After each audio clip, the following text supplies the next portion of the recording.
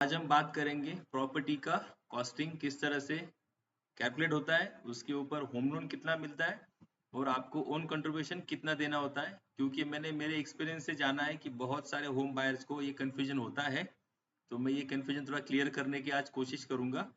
तो जैसे मैंने यहाँ पे आप देख सकते हो, ये एग्जांपल आपके लिए पूरा एक बना है कैलकुलेशन के साथ। तो यहाँ पे मैंने क्या किया है दोस्तों, फ्लैट का बेसिक कॉस्ट पकड़ा है 1 करोड़ रुपीज। उसके ऊपर आपको 7% स्टैम्प ड्यूटी देना होता है, जो होता है 7 लाख रुपीज। गवर्नमेंट के रजिस्ट्रेशन चार्जेस होते हैं 30,000 रुपीज। लीगल चार्जेस होते हैं जो आपको एडवोकेट को देने होते हैं 20,000 रुपीज, जो कि कम ज्यादा हो सकता है। उसके बाद आपका बैंक चार्जेस का एक पार्ट आता है। होम लोन जब आप लेते हो किसी बैंक से, तो बैंक आपको processing fees plus mortgage charges etcetera charge करती है। तो मैंने वो कंसिडर किया 1 लाख रुपीज।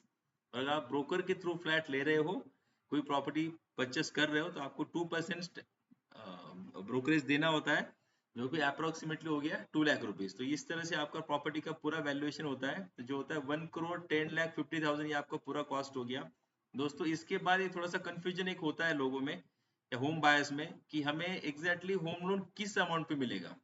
तो होम लोन बहुत लोग ये सोचते हैं कि हमें ये 1 करोड़ 10 लाख 50,000 पे मिलेगा, बट वैसा नहीं होता है दोस्तों। होम लोन जो मिलता है वो आपको मिलता है इस 1 करोड़ के वैल्यू पे, मतलब प्रॉपर्टी के बेसिक वैल्यू पे। तो इसके बाद दोस्तों क्या होता है कि अगर हमें 1 करोड़ का वैल्यूएशन है, मैंने कंसिडर किया है कि आपको बैंक ने लोन दे दिया 90 का, जो कि होता है 90 लाख रुपीज। तो इसके अलावा आपको क्या, आपकी जेब से क्या पे करना है, तो आपका ये जो पे करना है आपको 10% हो गया आपका बेसिक कॉस्ट, जो आपका वैल्यूएशन है उसका 10%, 10 lakh rupees. Stamp duty, registration, legal, bank charges, brokerage, ये तो आपको एज इट इज देना है। ये केस टू केस वेरी हो सकता है, वो आप एडवोकेट आपको पूरा उसके ऊपर गाइड कर देंगे, या जो आप ब्रोकर से बुक कर रहे हो उन ब्रोकर को पूछिएगा, वो आपको गाइड कर देंगे। तो ये टोटल आपका ओन फंडिंग जो है दोस्तों इस केस में हो गया 20,50,000 रुपीज का, प्लस होम लोन मिलेगा 90 लाख रुपीज का, जो बैंक डिसबर्स करेगी। इस तरह से आपका टोटल पेमेंट ये फ्लैट का पूरा हो जाएगा 1 करोड़ 10 लाख 50,000 का। तो इस केस में दोस्तों आप समझ सकते हैं 20,50,000 आपको ओन कंट्रीब्यूशन होना जरूरी है।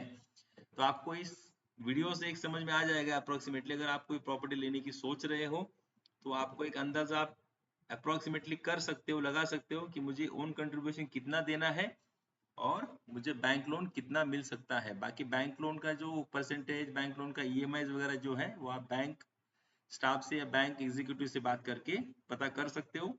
ये काफी बेसिक इन्फॉर्मेशन है, बट बहुत जरूरी इन्फॉर्मेशन है। जो फर्स्ट टाइम होम बायर्स है उनके लिए जरूरी वीडियो इन्फॉर्मेशन था दोस्तों। ऐसे और वीडियोस देखने के लिए मेरे चैनल को सब्सक्राइब करिए, इस वीडियो को लाइक करिए। और अगर आपको किसी और टॉपिक पे वीडियो चाहिए तो मुझे प्लीज आप बताइए, मैं आपके लिए रिसर्च करके ऐसे ही वीडियो बनाते रहूंगा। Thank you very much.